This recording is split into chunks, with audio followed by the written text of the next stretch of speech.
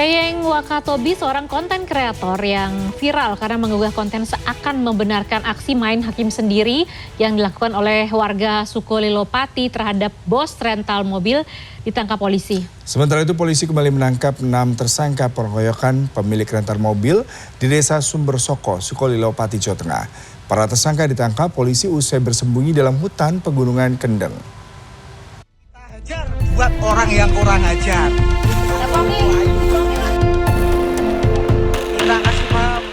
Video seorang konten kreator bernama Teyeng Wakatobi ini menjadi viral dan memicu kemarahan warganet. Pasalnya, Teyeng Wakatobi dalam videonya seakan membenarkan aksi main hakim sendiri yang dilakukan oleh warga Sukolilo-Pati.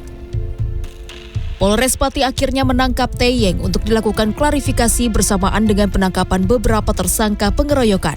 Teyeng akhirnya meminta maaf. Ia berdalih membuat video itu lantaran hanya iseng untuk mencari tambahan pengikut di akun media sosialnya. Saya membuat konten hanya untuk viewer dan uploadan TikTok saya. Saya membuat konten setelah korban sudah dibawa di IGD Kayen. Di konten tersebut saya tidak ikut serta dalam pengeroyokan korban dan pembakaran unit mobil tersebut. Sementara personil Polda Jateng dan Polresta Pati kembali menangkap 6 tersangka pengeroyokan pemilik rental mobil yang terjadi di Desa Sumbersoko, Sukolilo-Pati, Jawa Tengah. Ke-6 tersangka ditangkap polisi saat hendak kembali ke rumah masing-masing usai bersembunyi dalam hutan Pegunungan Kendeng. Para tersangka diduga terlibat dalam penganiayaan secara bersama-sama yang menyebabkan 1 korban tewas dan 3 lainnya mengalami luka parah.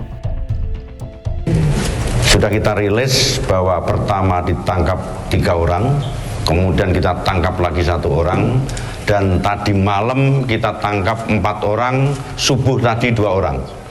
Jadi jumlahnya semuanya adalah 10 orang yang perannya sudah cukup bukti, sudah bukti permulaan cukup bahwa yang bersangkutan adalah terlibat.